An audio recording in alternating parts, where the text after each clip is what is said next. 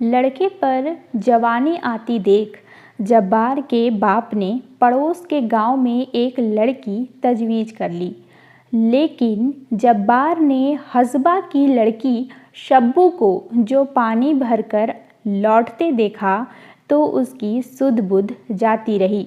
जैसे कथा कहानी में कहा जाता है कि शाहजादा नदी में बहता हुआ सोने का एक बाल देख सोने के केसधारी सुंदरी के प्रेम से आहत महल की अटारी में उपवास कर लेट गया था।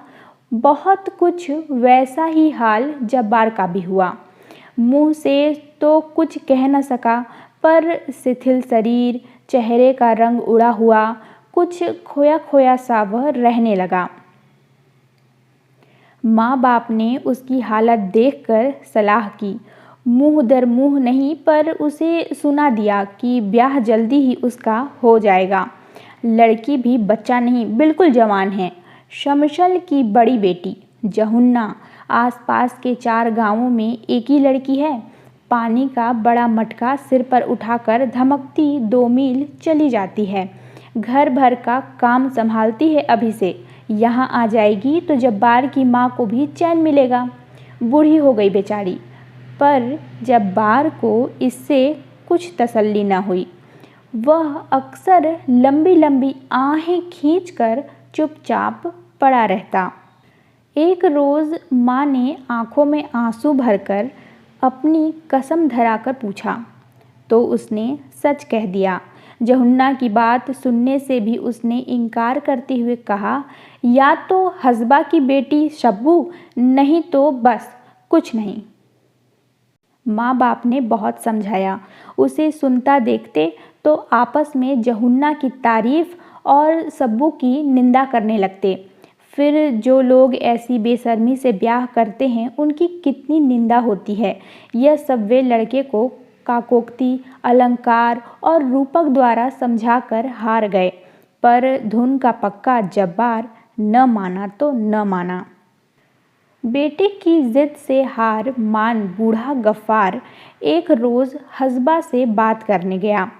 जब वह लौट कर आया तो क्रोध से उसकी आंखें लाल और ग्लानि से चेहरा विरूप हो रहा था। बंदूक कोने में रख, कंधे की चादर जमीन पर फेंक वह जमीन पर ही बैठ गया। जब्बार की माँ ऊँटों को बेरी की पत्तियाँ खिला रही थी। तुरंत बूढ़े के समीप दौड़ी आई। जब्बार दूर से ही उत्सुक कान लगाए था। बूढ़ा मानो फट पड़ा। ऐसे नालायक बेटे से बेऔलाद भला। जब्बार की माँ ने घबरा कर बेटे की बलाएं अपने सिर लेते हुए नाक पर हाथ रख कर पूछा, हाय हाय क्या हुआ? बूढ़े ने कहा, होगा क्या, ऐसे बेशर्म बेगैरत लड़के से और होगा क्या? तमाम इज्जत खाक में मिल गई और घर मिट्टी में मिल जाएगा। माँ ने फिर बलाएं लेकर पूछा, हाय हुआ क्या, ऐसा क्यों कहते हो? बाप ने कहा, अगर इसके ऐसे ही मिजाज थे तो यह कलात के खान के यहाँ पैदा क्यों नहीं हुआ? जानती है हस्बा ने क्या कहा? सीधे मुंह से बात भी न की, कहती है सब्बों की बात तुम मत सोचो, उसे वह ब्याहेगा जो 250 रुपए की गठरी बांध कर लाएगा। 250 रुपए की बात सुन जब्बार की माँ की आंखें ऊपर चढ़ गई। बूढ़ा बोला, तू भी बूढ़ी हो गई, तू ही बता, तूने कभी ऐसा तूफान सुना है उम्र में? 250 रुपए कोई चीज़ ही नहीं होती। शमसल से मैंने जहुन्ना के लिए बात की थी, उसने लड़की के 80 मांगे थे, आखिर 60 पर तैयार है। उसकी लड़की भी एक आदमी है और वह बज्जात मांगता है 250। और फिर तू बूढ़ी हो गई, तू ही बता, रंग जरा मैला हुआ तो क्या और जरा साफ हुआ तो क्या? औरत औरत सब एक। तुझे अपने काम से मतलब कि रंग से? अभी 6 महीने नहीं हुए उसके लिए बंदूक खरीदी थी तो वह ऊँट बेचा था। 250 रुपये उम्र भर में कमा तो पाएगा नहीं, और शान यह है। अच्छा तू ही बता, इतनी बूढ़ी हुई 250 रुपये कभी औरत के दाम सुने हैं? 250 रुपये में तो फिरंगी की तोप खरीदी जाती है। जब्बार ने सुना और आह को सीने में दबाकर करवट बदल ली। इकलौते बेटे का यूं दिन रात बिसुरना माँ बाप से देखा न गया। बूढ़े ने कहा, मेरा क्या है, पका फल हूँ, कब टपक पड़ूँ। जो कुछ है इसी के लिए है। रोज़ी का सहारा ये 2 ऊँट हैं, ये भी जाएंगे तो फिर खुद ही फिरंगियों की सड़क पर रोड़ी कूटने की मजदूरी करेगा। लोग यही कहेंगे कि गफ्फार का बेटा मजदूरी करने लगा, सो इसकी किस्मत, मैं क्या सदा बैठा रहूँगा।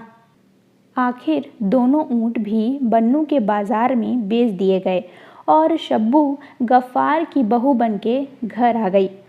शब्बू को इस बात का कम गर्व नहीं था कि उसकी कीमत गिनकर 250 रुपये चुकाई गई है। पानी भरने जाती तो आधा ही घड़ा लेकर लौटती, वह भी लचकती बल खाती। पड़ोस की मीरन ने समझाया, ऐसा नखरा ठीक नहीं, मर्दों को काम प्यारा होता है। किसी रोज़ ऐसी मार पड़ेगी कि कमर सदा को लचक जाएगी।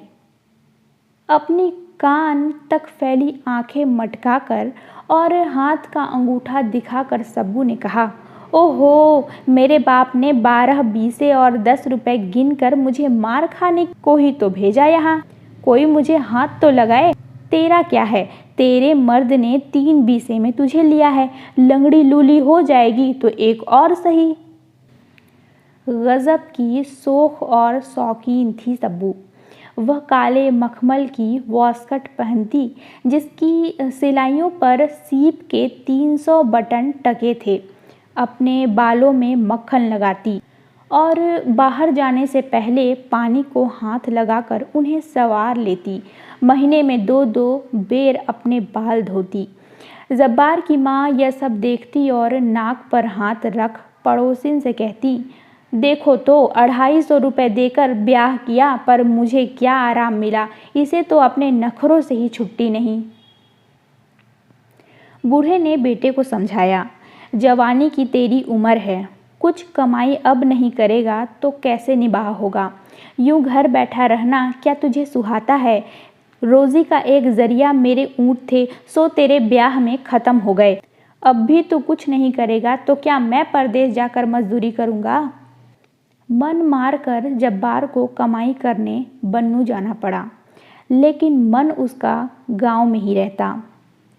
पूरा सप्ताह जब्बार को बन्नू गए नहीं हुआ था कि वह सब्बू की याद से बेकल हो एक दिन आधी रात में उठ अपने गांव को चल दिया। 16 मील चलकर जब उसे उषा की अस्पष्ट लाल आभा में पहाड़ी पर अपने गांव की छतें दिखाई दी तो वह ठिठक गया। अपने गांव की क्रुद्ध मूर्ति और पड़ोसियों की लांछना के विचार ने उसके पाँवों में बेड़ियां डाल दी।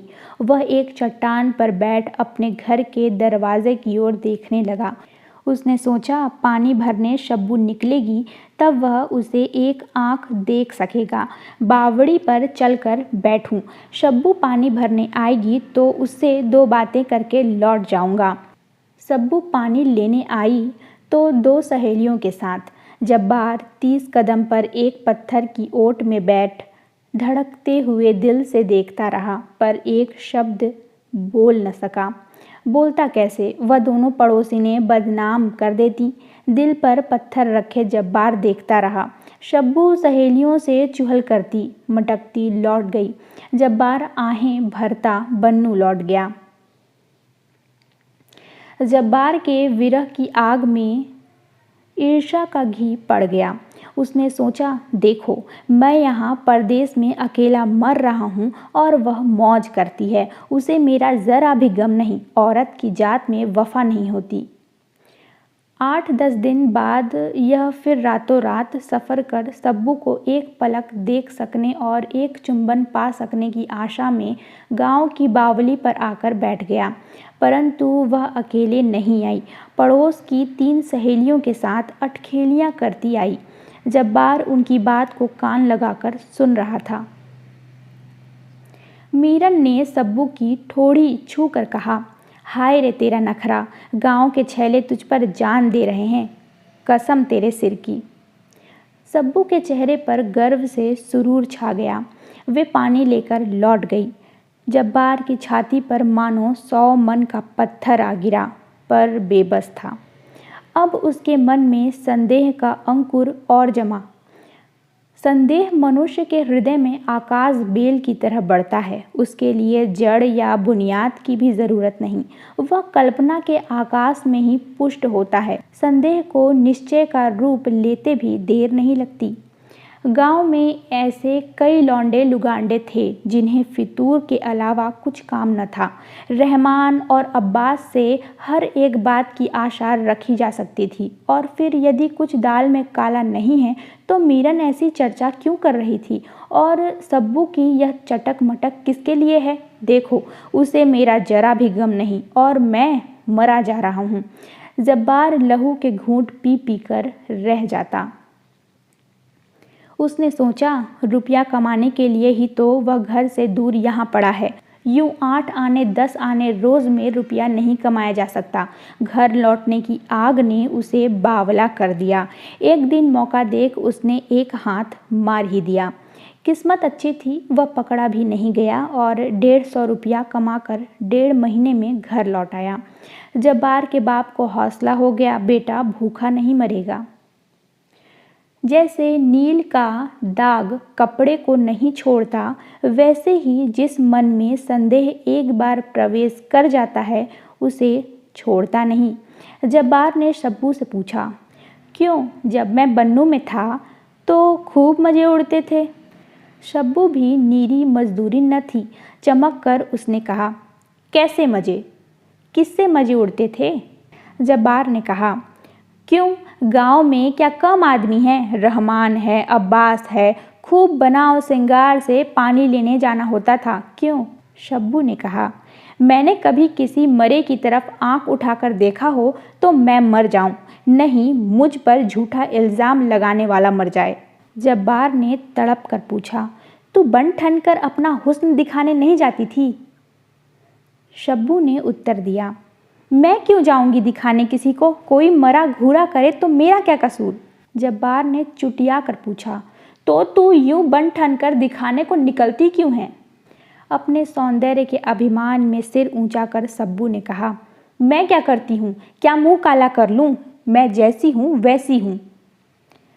जब्बार बड़े यत्न से सब्बू की चौकसी करने लगा। वह सब्बू से 100 कदम दूर पर भी आदमी देख पाता तो उसे यही संदेह होता कि वह उससे आंख लड़ा रही है। कुछ दिन में उसका खाना पीना हराम हो गया। किसी मुसाफिर को गांव में गुजरते देखकर भी उसे यह शंका होती कि संभव है सब्बू के रूप की ख्याति सुनकर ही वह आदमी बहाने से इधर आया है। सारा गांव उसे सब्बू के पीछे पागल दिखाई पड़ने लगा। एक रात जब्बार ने सब्बू से पूछा, आज तू बाहर से लौट रही थी तब राह में मुस्कुरा क्यों रही थी? उत्तर में सब्बू ने पूछा, मैं कहाँ मुस्कुरा रही थी? जब्बार ने कहा, और वे सब आदमी खड़े हुए क्यों देख रहे थे? अपने रूप की महिमा के संकेत से पुलकित होकर शब्बू ने उपेक्षा से उत्तर दिया, मैं क्या जानूं? होंठ काट कर जब्बार ने कहा, बहुत घमंड होगा हुस्न का, नाक काट दूंगा। शब्बू का मन गुदगुदा उठा। उसने कह दिया, 12 बीसे और 10 रुपए की नाक है, और मन मन मुस्कुराने लगी। शब्बू सो गई, परंतु जब्बार की आंखों में नींद कहाँ। उसने पूछा, सुन तो? उत्तर नदारद। जब्बार ने सोचा, देखो तो घमंड इसका, मैं बेचैन पड़ा हूँ और यह मज़े में सो रही है। यह सब घमंड हुस्न का है। इसी हुस्न के पीछे गांव के बदमाश पागल हैं। मेरी क्या आबरू है? अगर यह हुस्न न होता तो क्या मेरी आबरू यूं मिट्टी में मिलती? ऐसे हुस्न से क्या फ़ायदा? गंभीर होकर इस समस्या पर विचार कर उसने सोचा, आबरू नहीं तो कुछ नहीं, और यह हुस्न तो सब लोग देखते हैं, मेरा इस पर क्या कब्जा? जब तक यह हुस्न रहेगा तब तक मुझे आबरू और चैन कहाँ मिल सकता है? रात के सन्नाटे में जो विचार उठते हैं वे बहुत उग्र होते हैं। दिन की तरह उस समय विचारों को बाधित करने वाली सैकड़ों उलझनें नहीं रहती। इसलिए भक्त समाधि रात में लगाते हैं, कातिल कत्ल रात में करते हैं, और चोर चोरी रात में करते हैं, और विरही भी रात में ही पागल हो उठते हैं। जब्बार अंधेरे में आंख खोले शब्बू के रूप के कारण होने वाले सब अनर्थ पर विचार कर रहा था। वह अनर्थ उसे अपरिमेय जान पड़ा। उसे सहन करना बिल्कुल संभव न था। उसने सिरहाने से पैना छुरा उठाया और अंधेरे में टटोल कर शब्बू की नाक पकड़ ली। एक ही झटके में नाक काट कर उसने फेंक दी। शब्बू चीख उठी। जब्बार की माँ उठकर दौड़ी। रोशनी जलाई गई। पड़ोस के लोग दौड़ आए। जब्बार का बाप गुस्से में गालियां दे रहा था और दूसरे लोग इलाज बता रहे थे। एक बुढ़िया ने चिल्लाकर कहा, अरे जल्दी से कोई भेड़ बकरी का ताज़ा गर्म गर्म जिंदा गोश्त का टुकड़ा काटकर नाक पर रखो, नहीं तो लड़की मर जाएगी। जब्बार की माँ ने घबरा कर कहा, इस वक्त भेड़ बकरी कहाँ? बुढ़िया ने उत्तर दिया, तो तुम जानो। जब्बार खड़ा सुन रहा था। शब्बू की नाक उसने इसलिए काटी थी कि वह केवल उसी की होकर रहे। दूसरों की आंख उस पर पड़ना भी उसे सह्य न था। वह शब्बू को केवल अपने ही लिए रखना चाहता था। दूसरे की आंख उस पर पड़ने से उसके दिल पर घाव लगता था। उसके मर जाने की संभावना सुन उसका दिल दहल गया। जिंदा गरम गोश्त नहीं मिलेगा तो क्या? उसने वही पैना छुरा उठाया और अपनी जांघ से जिंदा गरम गोश्त का टुकड़ा काट कर शब्बू की नाक पर धर दिया। जब्बार के माँ और बाप बिल्कुल पागल हो बैठे और दूसरे लोग हैरान रह गए। शब्बू चेहरे पर घाव के दर्द के मारे खाट पर पड़ी कराहती रहती और जब्बार जांघ में पट्टी बांधे खाट की पटिया पर बैठा शब्बू के चेहरे पर से मक्खियाँ हाँका करता। जख्म के कारण शब्बू का तमाम चेहरा सूज गया। पानी का घूंट तक निगलना उसके लिए दूभर हो गया। 30 पर बुखार। यह हालत देखी तो जब्बार ने उसका इलाज बन्नू के फिरंगी डॉक्टर वाले अस्पताल में कराने का निश्चय किया। स्वयं बड़ी कठिनाई से वह चल पाता था, परंतु एक रात जब सब लोग सो रहे थे, उसने शब्बू को कंधे पर उठा लिया और बगल में लाठी ले वह बन्नू के लिए चल पड़ा। वह कुछ दूर चलता और सुस्ता लेता। कपड़ा भिगोकर पानी की बूंदें शब्बू के मुंह में टपकाता जाता। 5वें दिन वे लोग बन्नू के अस्पताल में पहुंच गए। 20 रोज में शब्बू का जख्म भर पाया और उसकी तबीयत ठिकाने पाई। नाक न रहने पर हवा होठों की अपेक्षा नाक के छेद से अधिक निकल जाता है और स्वर बिल्कुल नक्की हो जाता है। उसी स्वर में मिनमिना कर शब्बू ने कहा, मेम साहब कहती है विलायत से रबड़ की नाक मंगवाई जा सकती है। जब्बार ने घबरा कर उत्तर दिया, बस रहने दे, हमें नाक नहीं चाहिए। मुझे तो बिना नाक के ही भली मालूम होती है, मुझे क्या नाक औरों को दिखानी है? शब्बू उदास हो गई। उसने खाना खाने से इनकार कर दिया। जब्बार के लिए बड़ी भयंकर समस्या आ पड़ी। उसने सोचा, बुरा हो इस मेम का, मैंने एक नाक काटी थी, वह दूसरी बनाने को तैयार है। जब 2 दिन शब्बू ने खाना नहीं खाया तो जब्बार ने रबड़ की नाक की कीमत 40 रुपये डॉक्टर के यहाँ जमा करा दी। पर शर्त एक रही कि शब्बू नाक लगाएगी जरूर, लेकिन गैर मर्द अगर उसे घूरने लगे तो झट नाक उतार कर जेब में डाल ले। तो ये थी दूसरी नाक। ये कहानी थी यशपाल जी की। कैसी लगी मुझे कमेंट करके ज़रूर बताइए।